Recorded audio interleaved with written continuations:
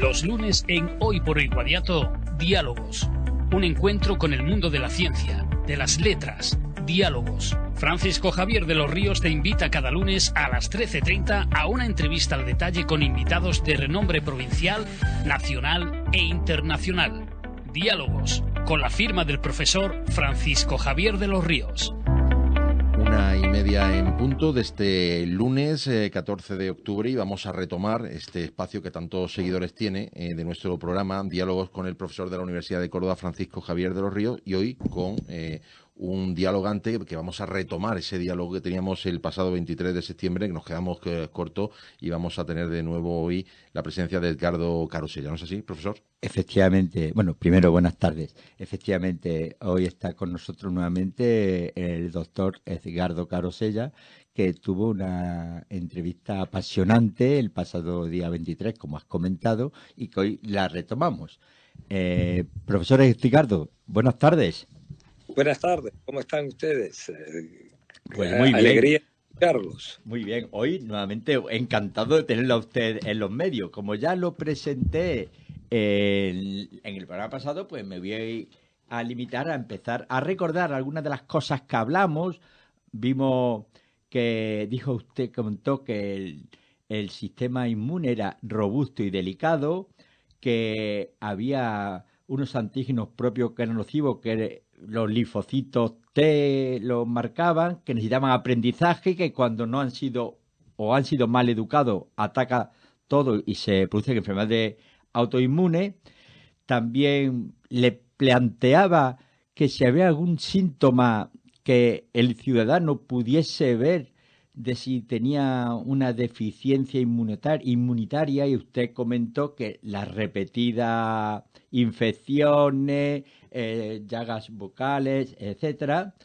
También hablamos de los antígenos, el HLA-G, que son histocompatibilidad leucocitaria antígeno, y G, usted comentó que no es sigla de nada, era el orden lexicográfico, el siguiente.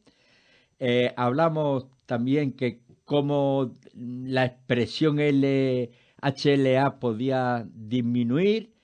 Bueno, y en general empezamos, también mencionó usted en esa pregunta el efecto que produce la molécula que usted descubrió, por el cual fue nominado en 2 ocasiones para el Premio Nobel de Medicina y Fisiología, la molécula que ya he referenciado, HLA-G, que es la que evita que el cuerpo de la mujer expulse al feto como un agente externo. Y hoy quiero seguir planteándole, bueno, la última pregunta que hablamos fue sobre si es posible las pandemias, que sabemos que cada día va a haber más, si se estaba preparando adecuadamente la inmunología para hacer frente a ella. Y bueno, y hoy quiero retomar por ahí la entrevista y preguntarle, en la comunicación intercelular, la respuesta inflamatoria, ¿cómo puede modular para mejorar mejor la salud? La comunicación intercelular entre las células del sistema inmune se realiza de 2 maneras, o directamente a través de una sinapsis. Una sinapsis sería como un beso que le da una célula a la otra, y a través de ese beso se intercambian informaciones, es decir, antígenos, y mismo se intercambian membranas. Es el caso, por ejemplo, de la interacción de una célula citotóxica con la célula tumoral. Cuando se realiza esta sinapsis, la célula citotóxica va a producir una serie de perforaciones en la membrana de la célula tumoral que va a traer la destrucción de la célula tumoral. El segundo camino de comunicación es a través de sustancias, es decir, es a través de lo que se llaman las citoquinas o las interleuquinas. Es una comunicación a distancia que los linfocitos envían y que van a producir un cambio importante en la proporción de células inmunes. Cierto de esas citoquinas que se producen son citoquinas inflamatorias. La inflamación, desgraciadamente, que está presente que puede estar presente en el microenvironamiento de la célula tumoral, es un aspecto negativo, dado que te trae por una disminución de la actividad inmune local. Es decir, que la inflamación no es el mejor amigo de la reacción inmunológica para proteger al individuo del tumor o de otras enfermedades. Muy bien, perfecto. La pregunta que le voy a hacer, creo que cualquiera que se le haga sobre su campo, pues dirá que total, pero bueno. ¿Qué valor tiene para usted la investigación básica en inmunología y cómo se puede fomentar su financiación y difusión? La inmunología, que yo la practico desde los principios de los años 70, aunque ya muchísimos años, en aquella época era poco conocida. Es decir, de que existía, sí, la inmunología humoral, es decir, los anticuerpos se conocían bien, las vacunas se conocían bien, los macrófagos, pero en realidad la actividad de los linfocitos, es decir, todo el aspecto celular, todas las subpopulaciones linfocitarias, T, B, no se conocía, estaban apenas en el hombre, descubriéndose inspirados por los trabajos que se habían hecho en el ratón sobre esto. En realidad, en aquella época, nadie creía demasiado en la inmunología. Yo me acuerdo bien que cuando le preguntaron un día a mi madre qué especialidad hace su hijo, y mi madre respondió inmunólogo, la miraron y dijo, ¿y va a ganarse la vida con esto? Lo que hubo que trabajar mucho y sobre todo en inmunoterapia. Fue un camino muy largo. A cada vez que creíamos que habíamos tenido y conseguido algo y que la practicábamos en los enfermos, nos dábamos cuenta que no era totalmente así. Hasta hace, yo diría, 5 años o 6 años, que el conocimiento de los checkpoints, es decir, esas moléculas que equilibran la reacción inmunológica, es decir, que inhiben o no la actividad de las células siempre citotóxicas natural killer, cambió radicalmente el tratamiento del cáncer. Es decir, que la inmunoterapia actualmente del cáncer es una realidad, cosa que no era hasta 7 años, es una realidad, y una realidad que da resultados excepcionales porque tenemos unas remisiones de muchos, muchos años. Ha hecho usted referencia en esta pregunta cuando comentaba que iba a ser inmunólogo si se iba a ganar la vida, sí. Sí. No voy justamente por ahí, pero me viene bien para hacerle la siguiente reflexión. Y ya no solamente en el mundo... Es que me la gano siempre. Ya no solamente en el mundo de la inmunología, ni siquiera de la medicina. En general, en la ciencia. Claro, yo le voy a decir una perspectiva que veo en España. Supongo que también será parecida en otros países, pero la desconozco. Desde mi punto de vista, en España... hemos ganado claramente en cantidad y calidad de investigación, pero por el contrario nos sigue costando una enormidad retener a talentos. ¿Qué hay que hacer para retenerlo? Máxime cuando el gasto económico que conlleva formar científicos y técnicos en general, y STEM en particular, o sea, científicos, técnicos, ingenieros, matemáticos y médicos, a mí me parece que hay que actuar de alguna manera para conseguir retener a esos talentos. ¿Qué opina usted sobre ese tema? El problema que usted está poniendo no es solamente un problema del gobierno español, es un problema que lo encontramos en Francia, en Italia, en Alemania, en Inglaterra, es decir, que en Grecia prácticamente todos los países sufren de este problema, de la ida de los científicos de un nivel, y como usted dice, formar un científico de alto nivel cuesta mucho al gobierno.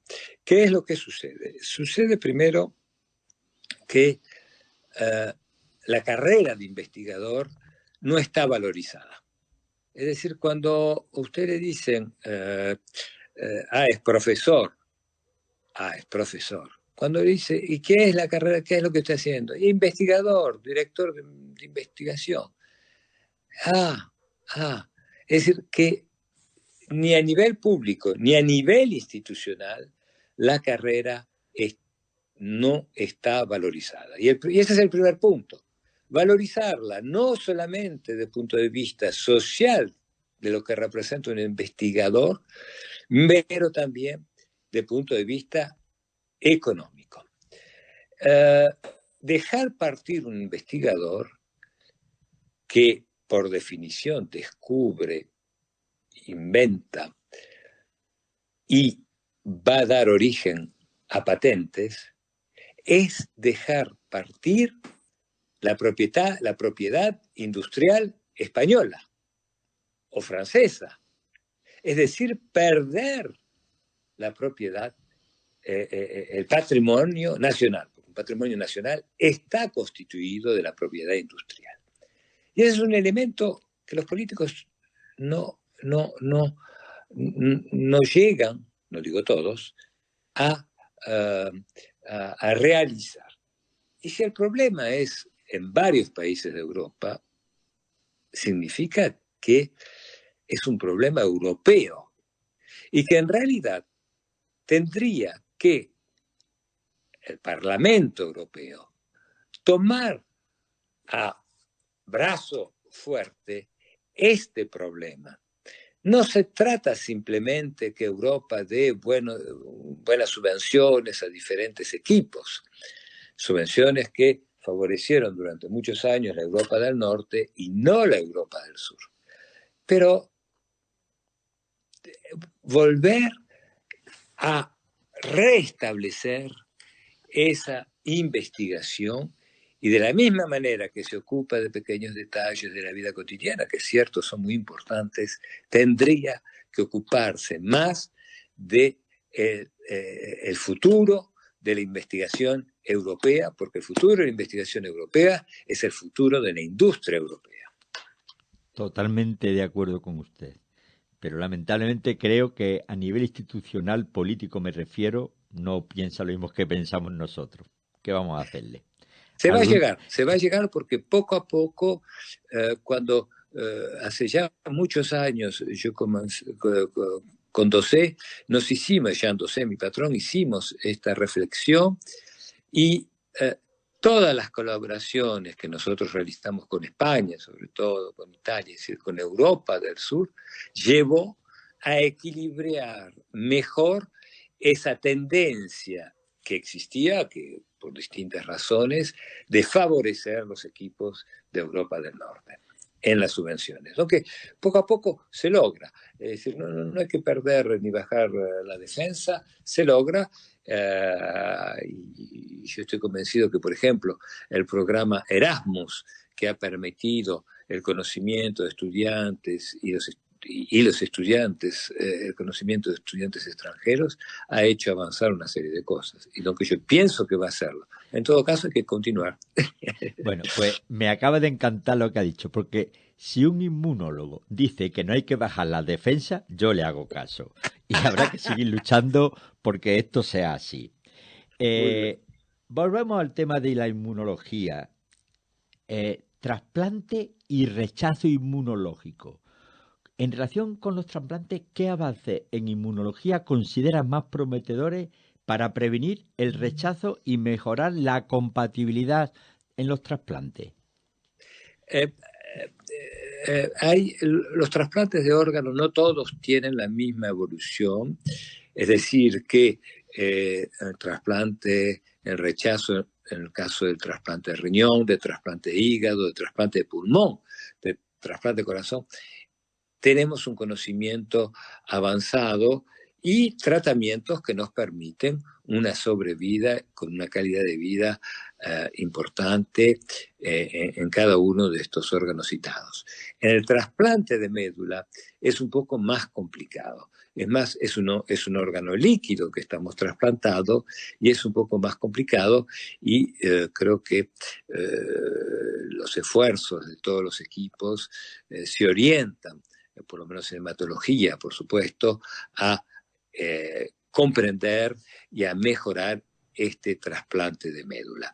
Con respecto a los trasplantes de órganos sólidos, lo que nosotros aprendemos en cancerología, muchas de esas cosas, como los checkpoints, se aplican a la trasplantación. No hay que olvidar un principio. La inmunología es, en definitiva, el arte de la tolerancia. La tolerancia, de manera caricatural, es como un revólver. Si uno se pone detrás del revólver, es decir, lo defiende. Pero si uno se pone delante del revólver, va a tomar un riesgo. Es decir, en un caso de la cancerología hay que activar hay que destruir la tolerancia para que las células inmunes puedan destruir el tumor, mientras que en el trasplante de órganos hay que activar la tolerancia para que el tejido no sea rechazado. O sea, entiendo por lo que dice usted y aludiendo a la molécula que usted descubrió, la HLA-G, que habrá que hacer que no se active para que no rechace el órgano, ¿no? Exacto, es decir, que HLA-G es una molécula de tolerancia, ¿no es cierto? Es la que permite que la madre tolere durante 9 meses su hijo. Esta molécula, que se expresa solamente de manera fisiológica, normal, en la placenta y en el tejido fetal, puede expresarse en el tejido trasplantado, y en ese caso va a causar una tolerancia, es decir, de que va a favorecer la perpetuidad del órgano trasplantado, pero desgraciadamente, si esta molécula se expresa, que es el caso en los tumores, la perspectiva no es buena, porque inducir las células tumorales a ser tolerantes, claro, es decir, que el sistema inmune no las puede atacar, es muy negativo. Uh-huh.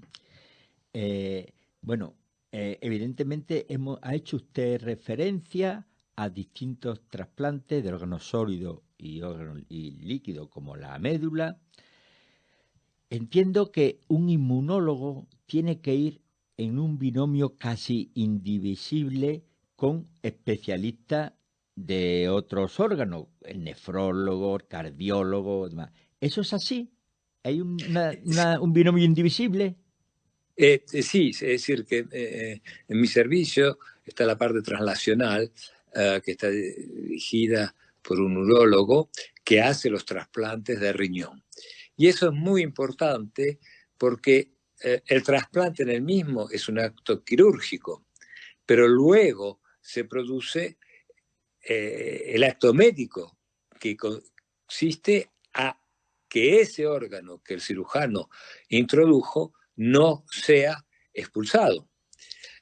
Todo que es un binomio prácticamente inseparable, en el cual yo podría en otro momento contarle bien de anécdotas, donde donde nosotros intervenimos conjuntamente con el cirujano para salvar situaciones muy, muy críticas. Y supongo que habrá que hacer una preparación a un organismo de un ser humano para hacerle un trasplante y que no rechace ese trasplante.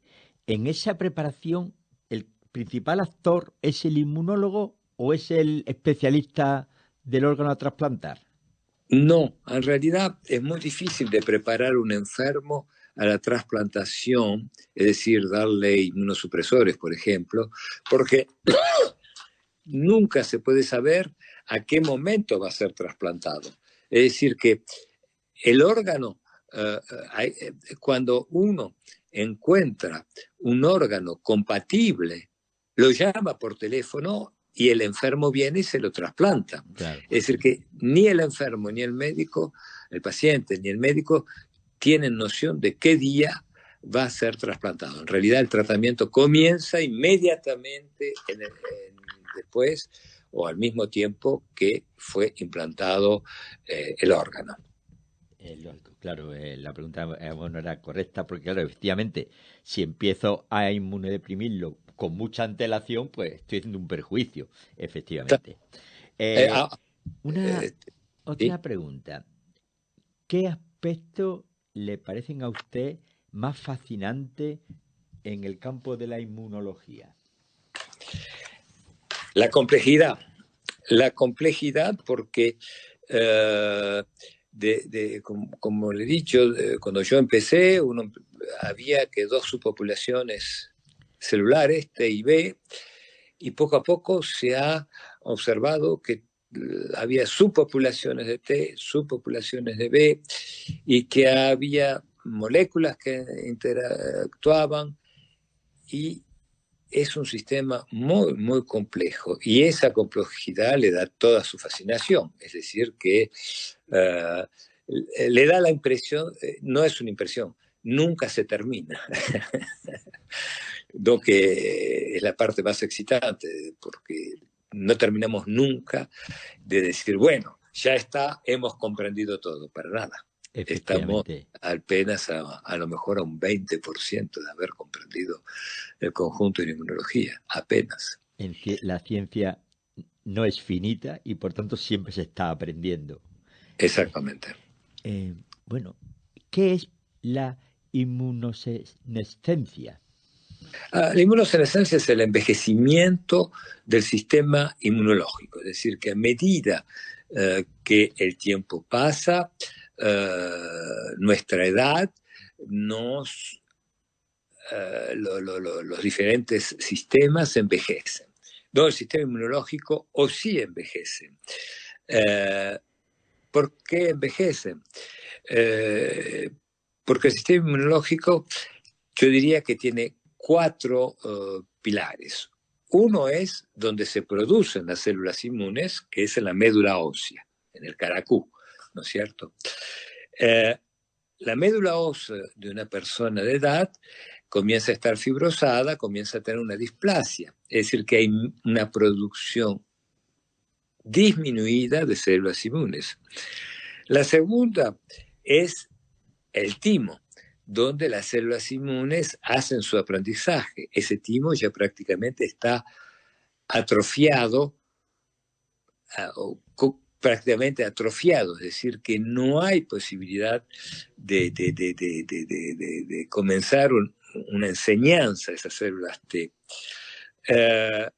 Luego está el microbiótico que son la relación que tienen las células inmunes en el intestino con la flora intestinal. A través de los años, ese microbiótico cambia, aunque cambia la homeostasis sistémica del individuo. Y luego el tejido adiposo, que no hay que creer que es siempre grasa. Ese tejido adiposo es una reserva también de células T, el HER2, que son inflamatorias y que disminuyen el sistema inmunitario. También hay que ver que a lo largo del tiempo hemos tenido contacto con diferentes antígenos. y que ya no tenemos más células, por todo esto que vengo de nombrar, capaces de activarse contra nuevos antígenos. Es por eso que con la vacuna antigripal protege que a 30% nada más, porque ya no hay más células que puedan activarse. Esto no significa que la persona de edad sea un inmunodeprimido, no, para nada. Tiene una inmunosenescencia, pero no es un inmunodeprimido.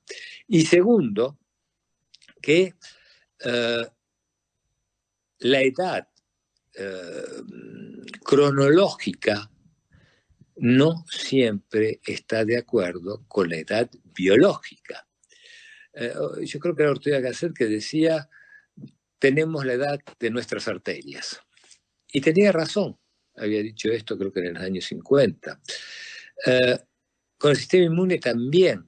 Es decir, que una persona que está expuesta constantemente a diferentes antígenos y demás, y que tiene infecciones virales a repetición, puede ser que tenga un envejecimiento más rápido, más precoz que una persona que está en un medio más o que no tiene infecciones virales a repetición. Desde su perspectiva, el cambio climático, cambio de hábito alimenticio, higiénico, ¿cómo afectan al sistema inmune? Bueno, van a afectarlo sobre todo la parte alimentaria a partir del microbiótico. El microbiótico es